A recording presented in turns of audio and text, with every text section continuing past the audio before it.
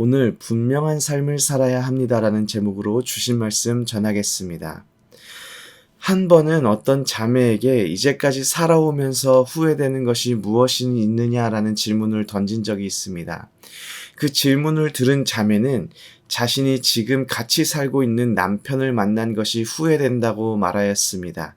그 이유인즉슨 더 빨리 만나서 더 적극적으로 꼬셔서 더 빨리 결혼했어야 하는데 그렇게 하지 못한 것이 후회된다는 것입니다. 그 말을 듣고 야, 이 여인이 참 정신 못 차리는구나라는 생각을 잠시 했었는데 이 정신없는 여인이 바로 저의 아내입니다. 후회가 없는 삶을 살아가는 사람은 없습니다. 잘못된 선택의 결과로 후회하는 삶을 살아가는 사람도 있지만 또 많은 사람들이 우유부단하여서 뭐뭇을 했어야 했는데 혹은 뭐뭇을 하지 말았어야 했는데 라는 후회를 많이 합니다. 저 역시도 저의 삶을 돌이켜보면 사람들의 기분을 상하게 할까봐 해야 할 말을 하지 못하고 지내온 시간이 많은 것을 알게 되었습니다.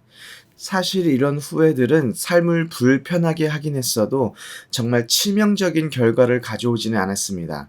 그런데 하나님 앞에서 우리의 우유부단함은 돌이킬 수 없는 치명적인 결과를 안겨오게 됩니다.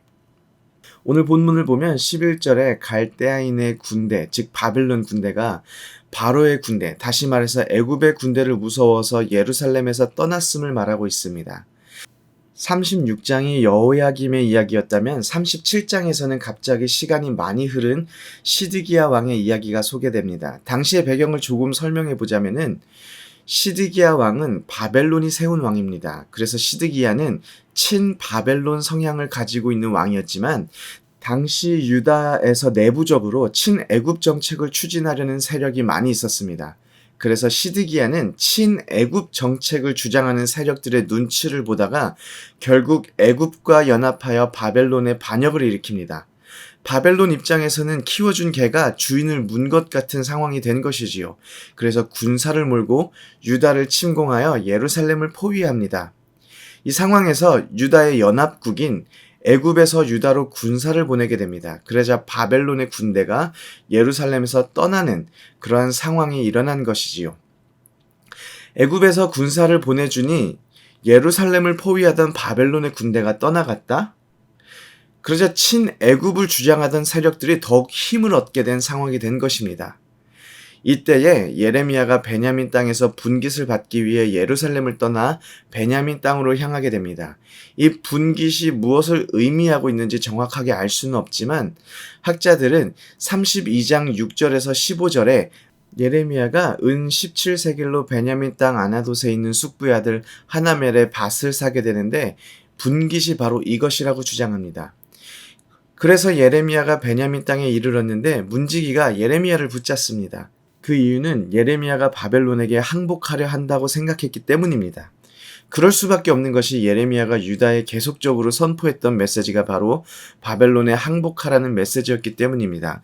그리고 그 당시 바벨론에 항복하여 바벨론으로 넘어갔던 백성들이 있던 것으로 보여집니다. 예레미야를 붙잡은 문지기의 우두머리 이리야는 민족주의 성향이 강한 인물이었기 때문에 예레미야를 용서할 수 없었을 것입니다. 그래서 그를 때리고 감옥으로 삼고 있는 서기관 요나단의 집에 예레미야를 가둬버립니다.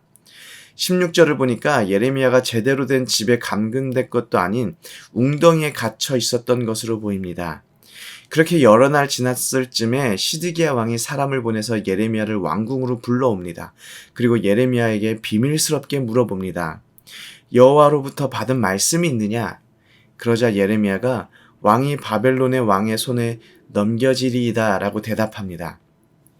아마 시드기야 왕은 예레미야가 하나님으로부터 받은 희망적인 말씀이 있지는 않았을까 하는 기대가 있어서 예레미야를 왕궁으로 불러들였을 것입니다. 그런데 예레미야의 대답은 그가 원하는 대답과 정반대의 대답이었습니다. 그래도 재미있는 것은 이후 진행되는 이야기를 보면 시드기야가 예레미야를 아주 미워하거나 그러지 않았던 것으로 보입니다. 20절을 보면 예레미야가 시드기야에게 자신을 다시 요나단의 집으로 돌려보내면 자기가 거기서 죽을 수 있음을 설명하면서 자신을 요나단의 집에 보내지 말아줄 것을 요구합니다. 그리고 시드기야는 그 요구를 수용하면서 예레미야를 감옥들에서 지내게 하고 그에게 음식까지 제공하는 것을 보게 됩니다. 예레미야에게 베풀 만한 호의를 베풀어 준 것이지요. 시드기야의 행동을 보면 시드기야는 예레미야의 메시지와 그동안 예레미야가 선포했던 메시지에 마음이 끌리고는 있지만 그것을 드러내놓고 반응하지 못하는 우유부단함이 있었던 것으로 보여집니다. 17절을 보면 시드기야가 예레미야를 불러서 비밀히 물어보았다고 기록하고 있습니다. 그것만 보아도 당당하게 예레미야를 만나는 것조차 하지 못하는 시드기야 왕의 우유부단한 모습이 드러나 보여집니다. 사실 시드기야가 누구입니까? 바로 한 나라의 왕입니다. 그런데 한 나라의 왕이 주위 사람들, 주위 세력들의 눈치를 보기에 급급한 나머지 그가 반응하고 실행해야 하는 하나님의 메시지에 소극적으로 대처하고 있습니다.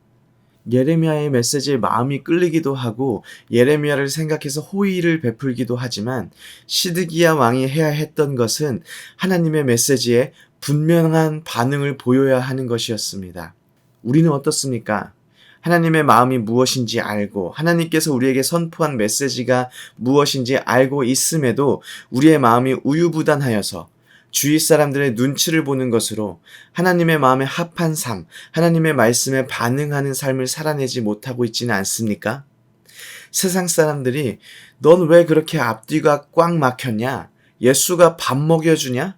적당히 즐길 줄도 알아야지 라는 말들의 눈치를 보며 시드기야처럼 끌려다니는 삶을 살고 있지는 않습니까?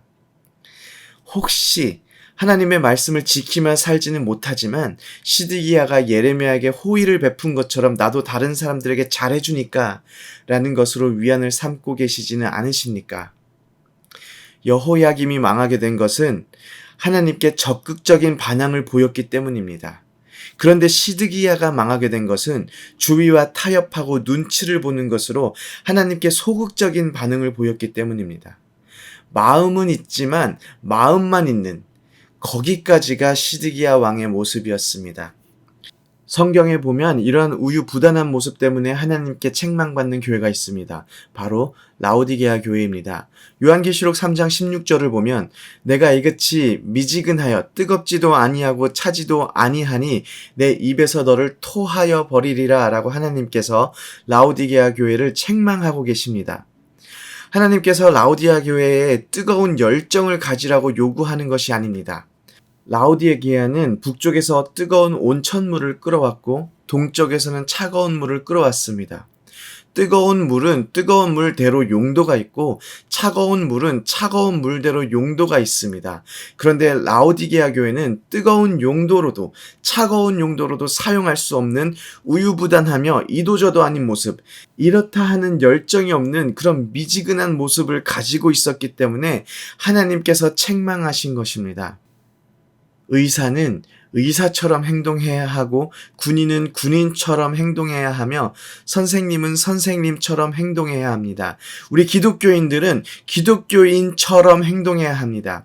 세상이 뭐라 하든 주위에 어떤 시선이 우리를 보든 우리의 삶을 인도하시고 주관하시는 하나님을 믿고 의지하며 하나님의 말씀에 즉각 반응하는 삶을 살아내는 것이 바로 우리의 책임입니다.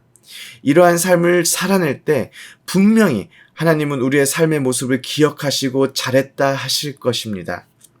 오늘 하나님의 말씀을 두고 세상과 타협하지 않고 단호한 삶을 살아내시기를 소원합니다. 아멘.